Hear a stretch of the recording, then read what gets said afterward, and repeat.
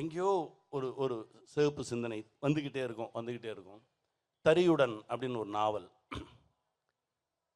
அதாவது அவருடைய உதவியாளர் நண்பர் மணி இயக்குறாரு, சார் ப்ரொடியூஸ் பண்ணுறாரு. சங்கத் தலைவன் அப்படின்ற ஒரு படைப்பு அது எடுக்கிறோம். தறி தொழிலாளர்களுடைய பிரச்சனையை வச்சு இப்படி விசாரணை பண்ணும்போது ஒரு பழக்கம், அது வேறு தளத்துக்கு எடுத்துகிட்டு போகுது. விடுதலை பண்ணும்போது, வட சென்னை பண்ணும்போது, ஒவ்வொரு தளத்துக்கும் என் கூடவே என் கையை பிடித்து என்னுடைய இயக்குநர்கள் அப்படியே எடுத்துகிட்டு போனது.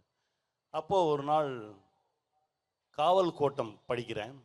படிச்சுட்டு ரொம்ப வியந்து போய் என்னுடைய கேமராமேன் கதிர்கிட்ட சொல்கிறேன், சரியாக எழுதியிருக்காரு அப்படின்னா. என் நண்பர் தான் அப்படின்னார். நண்பரா?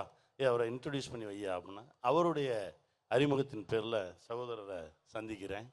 இவர் இந்த சமூகத்தை பார்க்கறது, பேசுறது, இது வேற ஒரு தளமாக இருக்குது. அவர்கிட்ட இருந்து ஒரு சில விஷயத்தை கற்றுக்கிறோம். இப்படி இப்போ வரைக்கும் அன்னைக்கு பிடிச்ச கை இப்போ வரைக்கும் அப்படியே அந்த இருக பிடித்து ஒவ்வொருத்தரும் கையை பிடிச்சி கூட்டிகிட்டு போயிட்டே இருக்காங்க.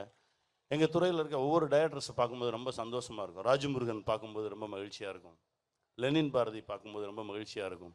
இந்த சிகப்பு சிந்தனையோடு வரக்கூடிய இயக்குநர்களை எல்லாம் பார்க்கும்போது அவங்களுக்கு தனி முத்திரையெல்லாம் கிடையாது. இந்த திருவள்ளுவர் இருக்கார், அவர் தான் முதல் கம்யூனிஸ்ட்.